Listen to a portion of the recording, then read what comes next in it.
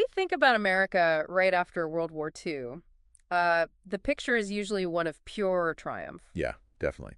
Unshakable confidence, the economy booming, GI Bill, suburbs popping up everywhere. The baby boom, America as this, global giant. Exactly. Yeah. But underneath all that shiny surface, there was something else going on. This kind of hidden anxiety.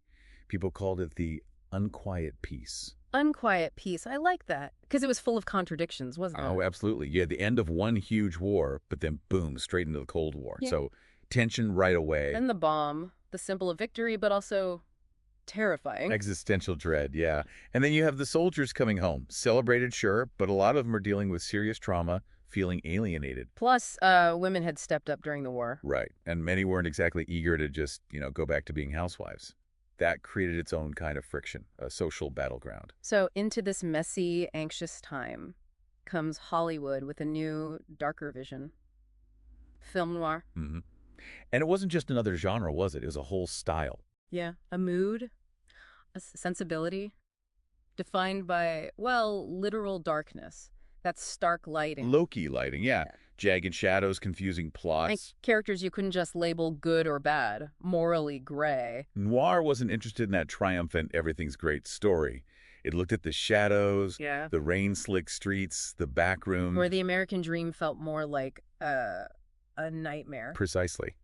And our mission here in this deep dive is really to track how film noir, through its classic run from the mid-40s to late 50s. Became this kind of mirror. Yeah, a barometer, really, for America's optimism sort of souring. Okay, so how are we going to do that? We've picked 4 key films. Right. Landmark films. We'll start with The Big Sleep, that's 1946. Then Out of the Past, just a year later, 47. Then we jump to 49, The Third Man. A bit different, set in Europe. And we end with Orson Welles' Touch of Evil from 1958. And by looking at these 4, you'll see how this idea of corruption, the locus of corruption as we're calling it, it changes, it metastasizes. Goes from being this sort of private sickness. To something inescapable, like fate. Then it becomes about ideology, a global thing. And finally, it's like the rot is inside the system itself, inside American institutions. It's a journey, really. From wary confidence, maybe, to deep paranoia. That's the arc. All right, let's start at the beginning then. 1946. The Big Sleep. America's still feeling the victory glow, right? Economy's taking off. Yeah, generally optimistic. Looking forward. So how does a film noir fit into that moment? It's fascinating because The Big Sleep, Howard Hawks directed it. It taps right into that contradiction. It shows you this world of incredible wealth, privilege. But it's hiding this moral sickness, a festering decay. Right, but here's the thing. For 46, it feels like something you can still deal with. Containable. Exactly. And the plot, everyone knows it's incredibly confusing. Famously so. Even the writers didn't know who killed the chauffeur. Right, but that's almost the point. It's less about the whodunit, more about the atmosphere, this pervasive rot among the LA elite. You see it with the Sternwood family, literally decaying in that greenhouse mansion. And their money. It's just produced these 2 wild daughters, blackmail, porn, murder. And because of the production code, the censorship rules back then, a lot of the really sordid stuff, like nymphomania, gambling, homosexuality, it had to be hinted at. Subtext. Which almost makes it feel more insidious, doesn't it? Like this dirty secret everyone knows but won't say aloud. And walking into this mess is Philip Marlowe, Bogart. The classic hard-boiled detective. He's cynical, sure, drinks his way through it. Yeah. But he's got this core, this code of honor. Yeah, he's like a surgeon in this sick world, methodically cutting through the lies, exposing the rot. It feels like the film is saying, a tough, competent guy can still fix things. He can solve the puzzle, clean up the mess. There's still faith in individual action. That's a key takeaway, and it even applies to the femme fatale, Vivian Rutledge, Lauren Bacall. She's got the look, the sharp tongue. That Seems dangerous. She does. But ultimately, she's not pure evil. Her motives are tangled up in protecting her family, her messed up sister, her dying father. It's a twisted loyalty. So she's not just chaos. She's trying to manage it in her own way. Right. And her relationship with Marlowe, it's this great back and forth, a battle of wits. Yeah. But it leads to partnership. Romance, even. She can be understood, challenged, maybe even tamed, integrated back into some kind of moral order. Yeah, the ending suggests that restoration is possible. So The Big Sleep, it's dark, it's cynical, but there's this underlying reassurance, maybe. Sort of. It's like, okay, the rich might be diseased, Yeah. but the system itself, American society, it's fundamentally sound. The big sleep death, it's for the corrupt individuals, not for the American dream. It was a comforting idea maybe for 46, Yeah. but like you said, that comfort didn't last. No kidding. Jump just 1 year forward, 1947, out of the past. Jacques Tourneur. The mood is drastically different. Oh, completely.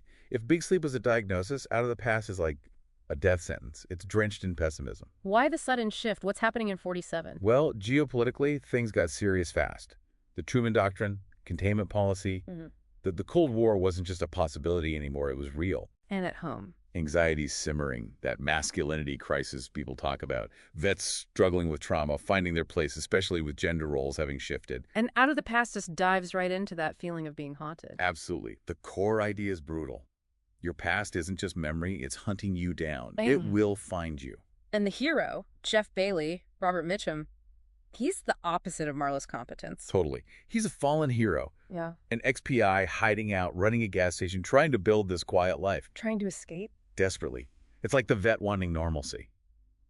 But the whole film, structured around his flashback as he drives towards his doom. It just tells you escape is impossible. Futile. The past is a predator. And the predator, in human form, is Kathy Moffat, Jane Greer. Who? Maybe the archetypal femme fatale. She's everything post-war men were supposedly anxious about regarding female power and sexuality. Compared to Vivian Rutledge. Night and day. Vivian was complicated, redeemable. Kathy, she's just simply moral, manipulative, powerful. Shoots her boyfriend, steals his money, lures Jeff in. And ruins him. Yeah. With absolutely no conscience. And Jeff knows it. When he suspects her, his line. Baby, I don't care. That's it. The noir ethos distilled. Giving up everything reason, survival for this fatal obsession. So that philosophical shift you mentioned, how is it a death sentence compared to Big Sleep? What's the deeper pessimism? It's the total loss of agency. In the Big Sleep, Marlowe makes choices, he acts, he changes things. In Out of the Past, Jeff is trapped. His choices don't matter anymore. He's doomed from the start. Pretty much. The title tells you. And the source novel's title was Build My Gallows High. It screams fatalism. And the ending. No restoration there. None. A suicidal car crash killing them both. And then that final lie told by the kid. It offers zero comfort. It's bleak. So it reflects that growing feeling that maybe individuals were powerless against huge forces like the Cold War or just fate. Exactly. The dream of starting over, wiping the slate clean, exposed as a total fraud. The trauma, whether from war or just bad choices, it sticks. You can't bury it. Wow. Okay, so that really darkens the mood. Which brings us to 1949. Carol reads The Third Man. Now we're shifting location dramatically. Yeah, we're out of America entirely. We're in post-war Vienna. The ruins, literal and metaphorical. Ground zero for the Cold War, really. Absolutely. The city itself is a character, divided into 4 zones, crawling with spies, black marketeers, displaced people. It embodies this shattered continent, this broken moral order. And the look of the film, Carol Reed's visuals. Oh, stunningly expressionistic. Those canted Dutch angles, right? The camera's tilted. It makes the whole world feel off-kilter, unstable, which it was. And here, the American protagonist isn't one guy like Marlowe or Jeff Bailey. It's like the American psyche is split in 2. That's a great way to put it. You've got Holly Martins, played by Joseph Cotten. He writes cheesy westerns. He comes in full of this naive American idealism. Believes in friendship, loyalty, good versus evil. Simple stuff. And he runs smack into the reality of post-war Europe, embodied by his old friend Harry Lime, Orson Welles. Who isn't just dead, as Martins thought. Nope. He emerges from the shadows, literally. And he's not just a crook. He's this charming, magnetic monster with a fully formed philosophy of evil. And his crime. It's not personal greed, exactly. It's chillingly impersonal, the penicillin racket. Stealing it, diluting it, selling it on the black market, knowing it's killing or maiming children. It's horrifying. And Lime justifies it, that famous speech on the Ferris wheel. The cuckoo clock speech. Yeah. High above Vienna, basically saying, look at the chaos and bloodshed under the Borgias. In Italy, they got the Renaissance.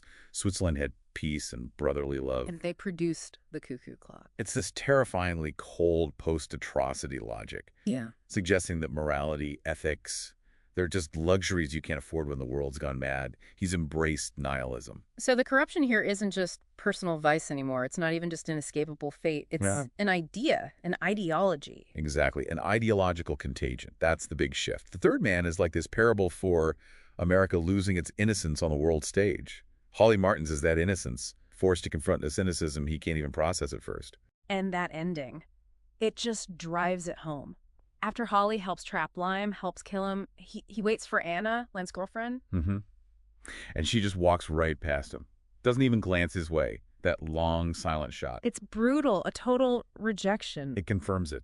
Some loyalties, even to pure evil, are unbreakable. And American idealism. It finds no comfort, no connection in this broken world. The fear has shifted from criminals to, well, to dangerous ideas. A really stark progression. Okay, let's push forward almost a decade. 1958, Eisenhower's America. Supposedly stable, affluent. The era of consensus, right? Gray flannel suits. And then Orson Welles drops Touch of Evil. It feels like the endpoint, the grotesque finale of classic noir. It absolutely does. It just rips that facade of 50s stability right off. Shows you the rot underneath. What were the specific anxieties it was tapping into by 58? Well, the Cold War paranoia was still there, but it felt internalized. Yeah. You had the hangover from McCarthyism, this distrust of authority. You had rising racial tensions, the civil rights movement meeting fierce resistance, a sense of things festering within America. And Touch of Evil gives that internal decay a face, a monstrous one. Yeah. And the noir hero concept, it completely fractures here. It's not detective versus criminal anymore. It's lawman versus lawman. On one side, Hank Quinlan, Wells himself, almost unrecognizable. Bloated, racist, utterly corrupt American police captain. A legend, but built on lies. His famous intuition, just a cover for planting evidence. He embodies the corruption of the system itself. Absolutely. And his opponent, Miguel Vargas. Charlton Heston, controversially cast as a Mexican narcotics officer. The irony being, the Mexican official is the one fighting for American justice against the American cop who's betraying it. And the setting, this border town, it's not just a backdrop. No, it's a character, a moral cesspool. Wells called it a fetid, grimy hellscape. Borders blur, jurisdictions overlap, corruption just thrives in the muck. That opening shot is legendary, following the car with the bomb. Nearly 4 minutes, uncut, weaving across the border. It tells you right away. This sickness, this corruption, it's shared. It ignores borders. And what about the femme fatale? Is there one? Gone. Completely vanished. Instead, you have Susan Vargas, Janet Leigh. Vargas's American wife, she's purely a victim. Terrorized, drugged, framed. And not by some seductive gangster, but by Quinlan and his cronies, by the law itself. The danger isn't temptation now. It's raw institutional power used for brutality. So if the evil isn't the family, Big Sleep, or the past, out of the past, or ideology, Third Man, what's the final step here in Touch of Evil? The journey inward is complete. The source of the anxiety, the heart of the darkness. It's the American system itself, embodied by Quinlan, this figure of authority. And he thinks he's doing good, right, in his twisted way. That's the chilling part. He believes his methods, planting evidence on people he knows are guilty, serve justice. It's the ultimate cynical dead end for a society that's lost its moral bearings. And the ending offers nothing. No catharsis. Quinlan's exposed and killed, yeah. But his last recorded words, his final intuition about the original bomber being guilty, it turns out he was right about that. It leaves this poisonously ambiguous taste. The system is revealed, but not really cleansed. Not at all. And that final line about Quinlan from Marlene Dietrich's character, Tana, he was some kind of a man. What does it matter what you say about people? It's just exhaustion, moral exhaustion. Yeah. The weary gasp of a world tired of trying to figure out good and evil. And it reveals that the ultimate darkness wasn't lurking in the shadows, but wearing a police captain's badge. What an arc. So tracing it through these 4 films over just 12 years, The Big Sleep to Touch of Evil, it really maps a nation's changing fears, doesn't it? Absolutely. You see the locus of corruption shift. Yeah. From that private, almost treatable sickness in the elite. To this inescapable, fatalistic trap where your past dictates everything. Then expanding outwards, becoming this fear of dangerous, amoral ideas, often from outside. And finally, imploding. Turning inward to find the rot deep within America's own institutions, its own authority figures. It's a direct reflection, we think, of America grappling with that unquiet peace. Victory wasn't simple. It led straight into Cold War paranoia, veteran trauma, social shifts, and this growing disillusionment with the whole American project. Film noir gave that anxiety a voice, a look, a place. Those dark cities, those morally ambiguous characters. It didn't just reflect the mood, it helped define it.